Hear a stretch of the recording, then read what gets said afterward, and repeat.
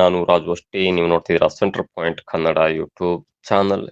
ಇರಾನ್ನ ಸರ್ವೋಚ್ಚ ನಾಯಕ ಆಯತುಲ್ಲಾ ಖಮೇನಿ ಹತ್ಯೆಯಾಗಿದ್ದಾರೆಂಬ ಸುದ್ದಿ ನಿಜವೆಂದು ತಾನು ನಂಬಿರುವುದಾಗಿ ಅಮೆರಿಕದ ಅಧ್ಯಕ್ಷ ಡೊನಾಲ್ಡ್ ಟ್ರಂಪ್ ಅವರು ಸ್ಫೋಟಕ ಹೇಳಿಕೆಯನ್ನು ಕೊಟ್ಟಿದ್ದಾರೆ.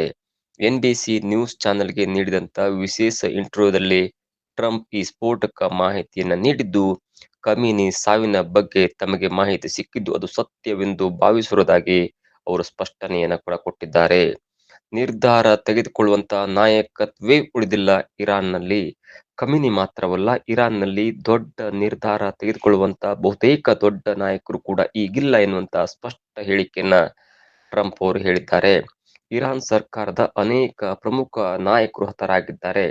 ಸದ್ಯಕ್ಕೆ ಅಲ್ಲಿ ನಿರ್ಧಾರ ತೆಗೆದುಕೊಳ್ಳುವಂತ ನಾಯಕತ್ವವೇ ಉಳಿದಿಲ್ಲ ಎಂದು ಟ್ರಂಪ್ ತಮ್ಮ ವಾಕ್ಯದಲ್ಲಿ ಸೇರಿಸಿದ್ದಾರೆ. ನಂತರ ತಮ್ಮ ಸೋಷಿಯಲ್ ಮೀಡಿಯಾದ ಪ್ಲಾಟ್ಫಾರ್ಮ್ ಆದಂತ ದಿ ಟ್ರೂತ್ ನಲ್ಲೂ ಈ ಬಗ್ಗೆ ಬರೆದುಕೊಂಡಿರುವಂತ ಟ್ರಂಪ್, ಚರಿತ್ರೆಯಲ್ಲಿ ಅತ್ಯಂತ ಕೆಟ್ಟ ಮನುಷ್ಯ ಈಗ ಹತನಾಗಿದ್ದಾನೆ ಎಂದು ಹೇಳಿದ್ದಾರೆ. ಅಮೆರಿಕ ಮತ್ತು ಇಸ್ರೇಲ್ನ ಗುಪ್ತಚರ ವ್ಯವಸ್ಥೆಯನ್ನ ಮೀರಿ ನಿಲ್ಲಲು ಖಮೇನಿಗೆ ಸಾಧ್ಯವಾಗಲಿಲ್ಲ ಎಂದು ಟ್ರಂಪ್ ತಮ್ಮ ವಾದವನ್ನ ಪ್ರತಿಪಾದನೆ ಮಾಡಿದ್ದಾರೆ. ಇಸ್ರೇಲ್ ಪ್ರಧಾನಮಂತ್ರಿ ನೆತನ್ಯಾಹು ಕೂಡ ಇದೇ ರೀತಿಯಲ್ಲಿ ಹೇಳಿಕೆ ನೀಡಿದ ಬೆನ್ನಲ್ಲೇ ಟ್ರಂಪ್ ಕೂಡ ಖಮೇನಿ ಸಾವಿನ ಬಗ್ಗೆ ಸ್ಪಷ್ಟ ಮಾಹಿತಿಯನ್ನ ಕೊಟ್ಟಿದ್ದಾರೆ. ಇರಾನಿನ ಮಿಲಿಟರಿ ಮತ್ತು ರಾಜಕೀಯ ನಿರ್ಧಾರವನ್ನ ತೆಗೆದುಕೊಳ್ಳುವಂತ ಪ್ರಮುಖ ನಾಯಕರು ಒಬ್ಬರ ಹಿಂದೆ ಮತ್ತೊಬ್ಬರು ಮಾಯವಾಗ್ತಾ ಇದ್ದಾರೆ, ಇಲ್ಲವಾಗ್ತಾ ಇದ್ದಾರೆ, ಹತರ ಆಗ್ತಾ ಇದ್ದಾರೆ ಎನ್ನುವಂತ ಹೇಳಿಕೆಯನ್ನ ಟ್ರಂಪ್ ಈಗ ಹೇಳಿಕೆಯನ್ನ ಕೊಟ್ಟಿದ್ದಾರೆ.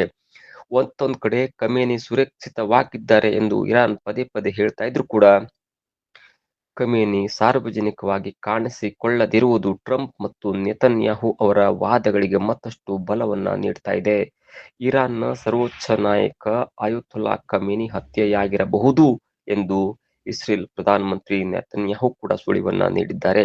ಶನಿವಾರ ನಡೆದ ವೈಮಾನಿಕ ದಾಳಿಯಲ್ಲಿ ಇಸ್ರೇಲ್ ಖಮೇನಿಯವರ ಇರಾನ್ನ ಸರ್ವೋಚ್ಚ ನಾಯಕ ಆಯತುಲ್ಲಾ ಖಮೇನಿ ಹತ್ಯೆಯಾಗಿರಬಹುದು ಎಂದು ಇಸ್ರೇಲ್ನ ಪ್ರಧಾನಮಂತ್ರಿ ನೆತನ್ಯಾಹು ಕೂಡ ಸುಳಿವನ್ನ ನೀಡಿದ್ರು.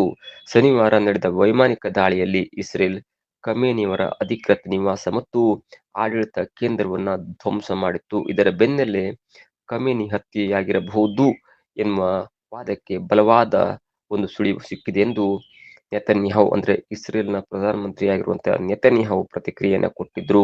ಇಸ್ರೇಲ್ ಮಾಧ್ಯಮಗಳು ಕೂಡ ಇದೀಗ ಅಂಥದ್ದೇ ವರದಿಯನ್ನ ಪದೇ ಪದೇ ಮಾಡ್ತಾ ಇದೆ.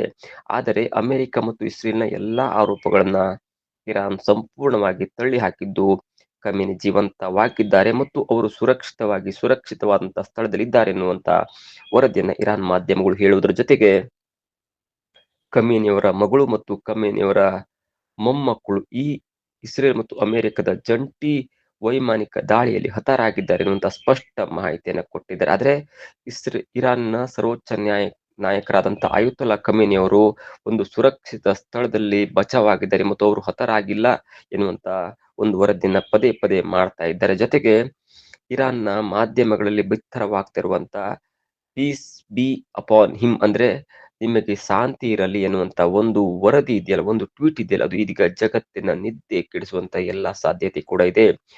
ಕಳೆದ ಅಮೆರಿಕ ಇರಾನ್ ಮೇಲೆ ನಡೆಸಿದಂತ ಜಂಟಿ ದಾಳಿಯಲ್ಲಿ ಇರಾನ್ನ ಪರಮೋಚ್ಚ ನಾಯಕರಾಗಿರುವಂತಹ ಆಯತುಲ್ಲಾ ಖಮೇನಿ ಮೃತಪಟ್ಟಿದ್ದಾರೆ ಎಂದು ಇರಾನ್ನ ಸಹಕಾರಿ ಮಾಧ್ಯಮ ದೃಢಪಡಿಸಿದೆ ಎಂದು ಅಲ್ ಜಜೀರಾ ವರದಿ ಮಾಡಿದೆ. ದಾಳಿಯಲ್ಲಿ ಆಯತುಲ್ಲಾ ಖಮೇನಿ ಪುತ್ರಿ, ಅಳಿಯ ಮತ್ತು ಮೊಮ್ಮಗ ಕೂಡ ಮೃತಪಟ್ಟಿದ್ದಾರೆ ಎಂದು ಇರಾನ್ನ ಸಹಕಾರಿ ಮಾಧ್ಯಮಗಳು ತಿಳಿಸಿದೆ. ಶನಿವಾರ ಬೆಳಗಿನ ಜಾವ ಖಮೇನಿ ಅವರು ತಮ್ಮ ಕಚೇರಿಯಲ್ಲಿ ತಮ್ಮ ನಿಯೋಜಿತ ಕರ್ತವ್ಯಗಳನ್ನು ನಿರ್ವಹಿಸುತ್ತಿದ್ದಾಗ ಹತ್ಯೆ ಮಾಡಲಾಗಿದೆ ಎಂದು ವರದಿಯಾಗಿದೆ. ಖಮೇನಿಯವರ ಹತ್ಯೆಯ ಹಿನ್ನೆಲೆಯಲ್ಲಿ ಇರಾನ್ನ ಸರ್ಕಾರ 40 ದಿನಗಳ ಸಾರ್ವಜನಿಕ ಶೋಕಾಚರಣೆಯನ್ನ ಘೋಷಿಸಿದೆ ಎಂದು ಫಾರ್ಸ್ ಸುದ್ದಿ ಸಂಸ್ಥೆ ಇದೀಗ ವರದಿಯನ್ನ ಮಾಡಿದೆ. ಮತ್ತು ಈ ಒಂದು ದಾಳಿಯಲ್ಲಿ 200ಕ್ಕೂ ಹೆಚ್ಚು ಜನ ಮೃತಪಟ್ಟಿರುವುದಾಗಿ ಮಾಧ್ಯಮಗಳು ತಿಳಿಸಿವೆ.